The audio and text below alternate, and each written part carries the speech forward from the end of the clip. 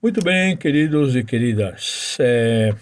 Hoje nós vamos falar sobre um assunto muito importante para este momento. É a democracia. E a democracia precisa evoluir muito ainda, tá? Não só no Brasil, mas em praticamente todos os lugares. Vamos pegar o exemplo dos Estados Unidos, o que aconteceu recentemente do policial que sufocou com o joelho o Floyd e todas as consequências que isso trouxe, nós estamos acompanhando nos noticiários. É uma atitude autoritária, é uma atitude antidemocrática, é uma atitude que nega os valores democráticos e republicanos. Agora, é, onde nós vemos esse tipo de ação? Apenas nos países capitalistas? É apenas a maneira norte-americana de agir? Ou será que outros regimes não capitalistas não fizeram ou fazem coisas iguais ou piores? Às vezes não só contra um elemento, que absurdamente vidas negras importam, com toda certeza são importantes, mas também são importantes vidas em formação, como um bebê em formação. O aborto não é uma vida tão importante quanto vida negra, só que é uma vida de uma criatura pequenininha. Discutir essas coisas democraticamente coloca em xeque os comportamentos de diferentes democracias ou repúblicas. Pegar a República da Coreia do Norte, o que ela tem de república? Né? Como ela trata os cidadãos? Ou então, pega Cuba, por exemplo, não dá para você sair de lá, né? Não tem condições. É, a vontade é grande de fugir. Quando caiu o muro de Berlim, para que lado fugiram os alemães do leste europeu? Continuaram lá dentro da democracia maravilhosa que o comunismo promovia para eles, da União das Repúblicas Socialistas Soviéticas? Fugiram para Moscou ou saíram correndo lá de dentro? Né? Se você quiser saber o que é democracia, se você quiser saber o que é direita e o que é esquerda, faça-se sempre a seguinte pergunta: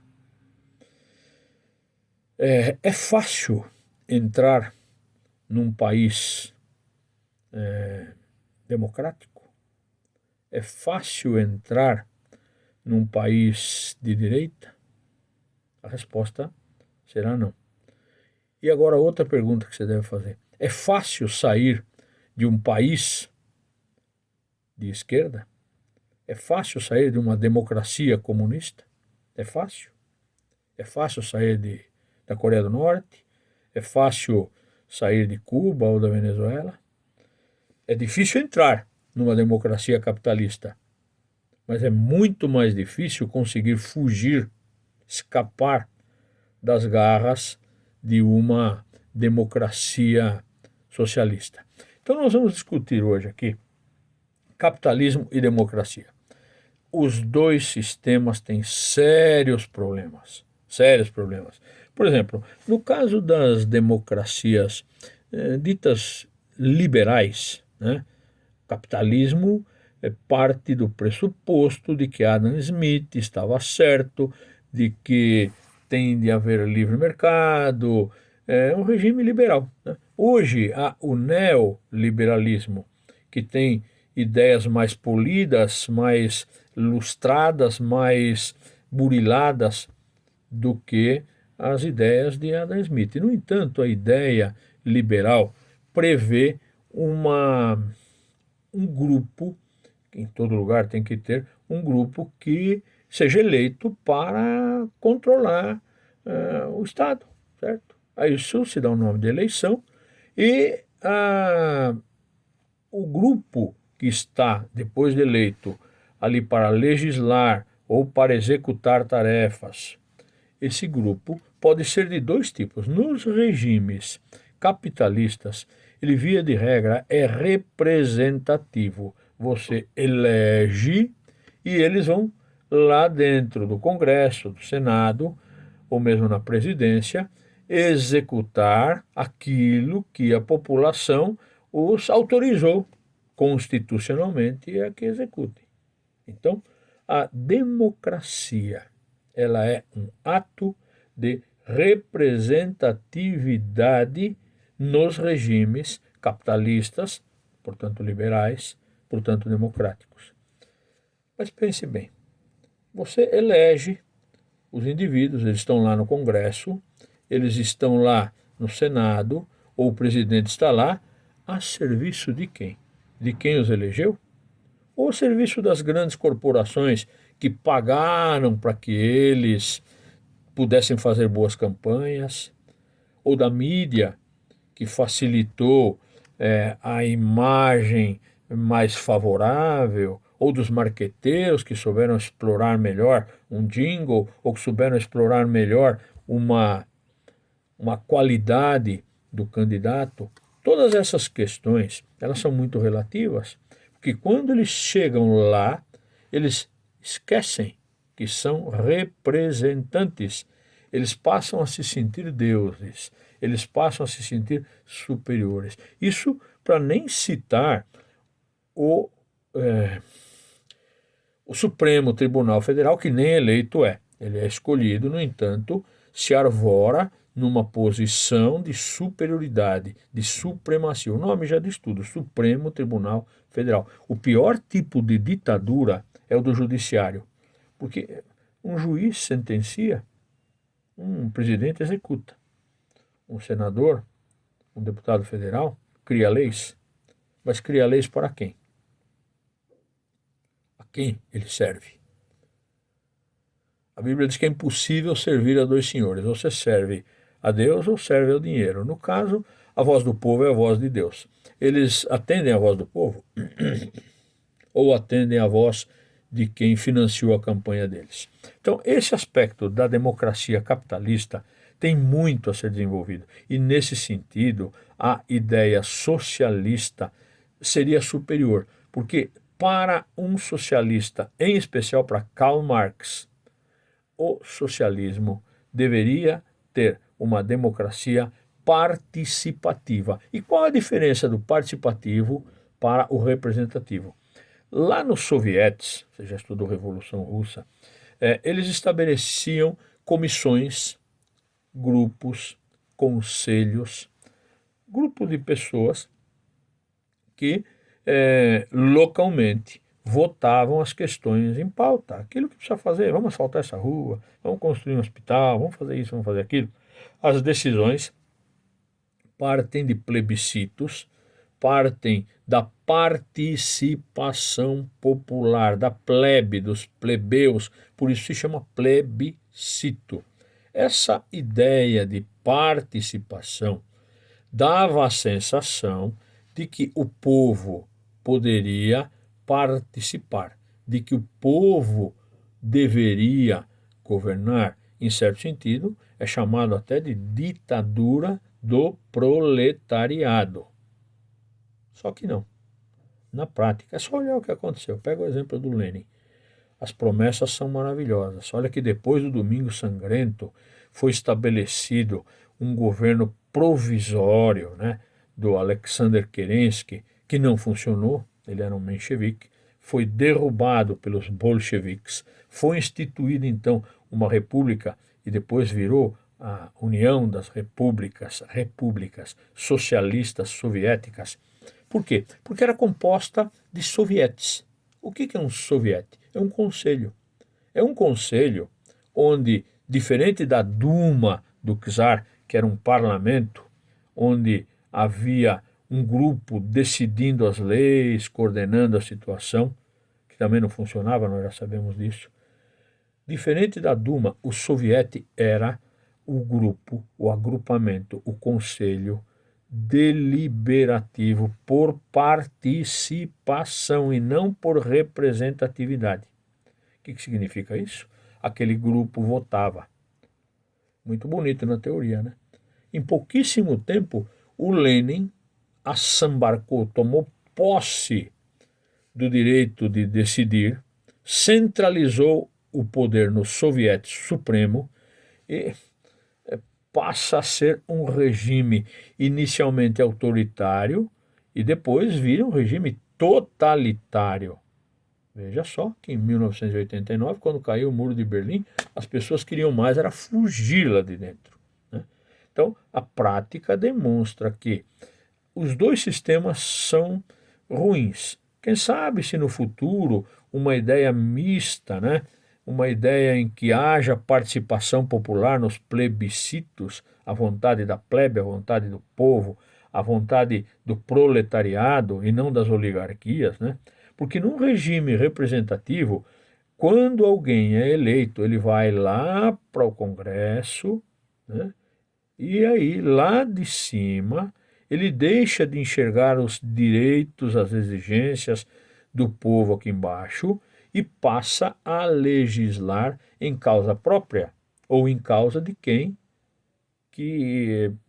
financiou a campanha dele, né? Nós temos inúmeros exemplos dessa forma de democracia capitalista. E é triste pensar que é uma democracia capitalista, por quê? Porque ela favorece banqueiros, ela favorece empresários, ela favorece grandes corporações, ela favorece o corporativismo deles mesmos.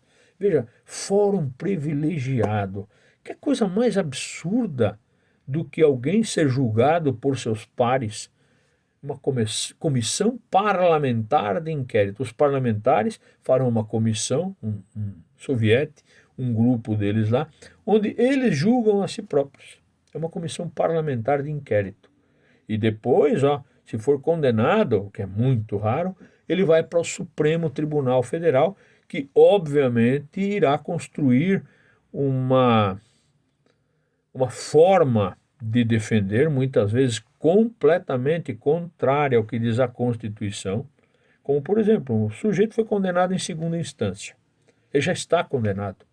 Passou por dois regimes de julgamento, dois sistemas judiciários, e depois ele ainda vai passar para uma terceira instância, que é o Supremo Tribunal Federal, e dependendo de quem ele for amigo, ele consegue ser solto. Nós temos vários casos aí, né, de pessoas que são soltas à revelia e ao arrepio da lei, de tal maneira que passa a ser a vontade de um Supremo Tribunal que julga os representantes do povo. Representantes do povo, né? Aqueles que na democracia capitalista atingem o nível de proteção do fórum privilegiado. Agora pense bem, a expansão capitalista, ela trouxe todas essas coisas, mas nós temos que pensar em três pontos. Isso é importante você guardar bem, tá?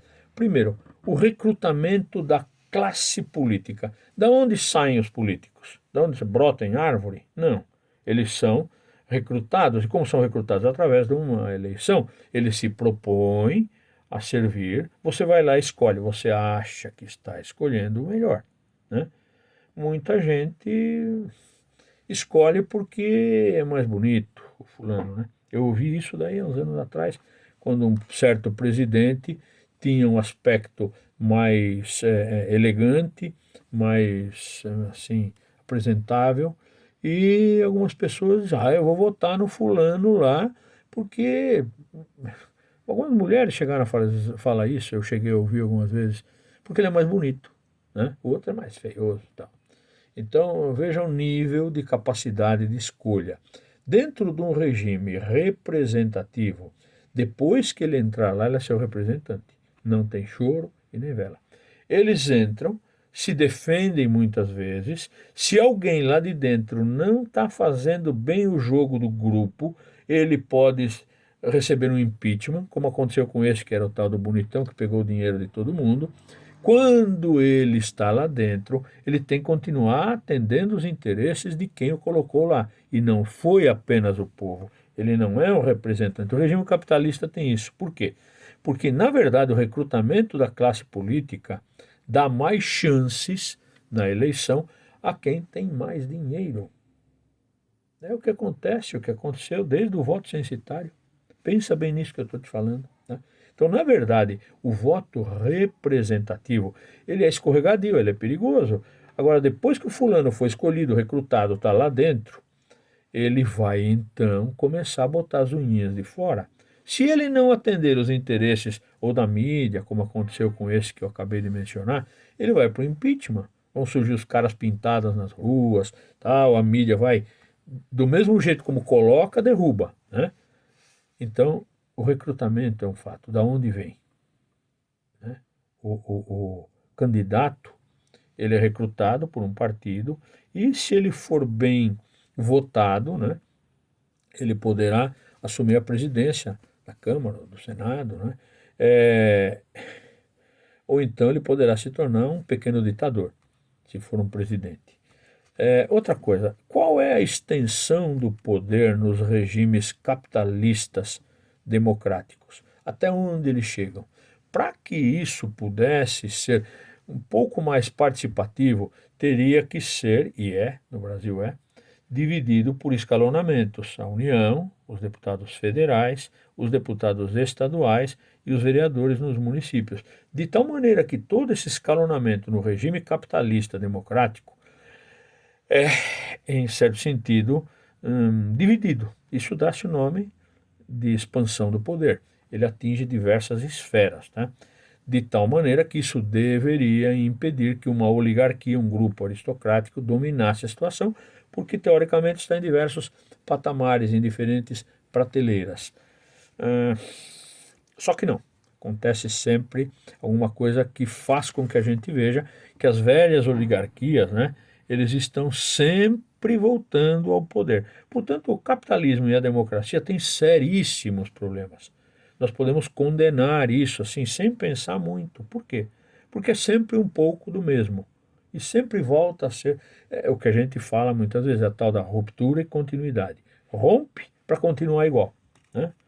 A fonte do poder é o terceiro ponto. Eu falei que eram três: o recrutamento, de onde vêm os políticos, a extensão do poder, até onde o poder se esparrama nas diferentes prateleiras dentro de um país, né? Ou dentro de um estado, que tem também a Assembleia dos Estados e depois tem a Assembleia dos Municípios, que é a Câmara dos Vereadores. Diferentes prateleiras para que haja uma maior expansão do poder. Portanto, da onde vem o político? Como é distribuído esse poder e a que esfera o político democrata dentro do capitalismo está, lá em cima, no nível superior, no nível da União, no nível do Estado ou no nível dos municípios, né? Essa é a extensão. E a fonte do poder? Da onde vem? É o povo? Pensa bem, né?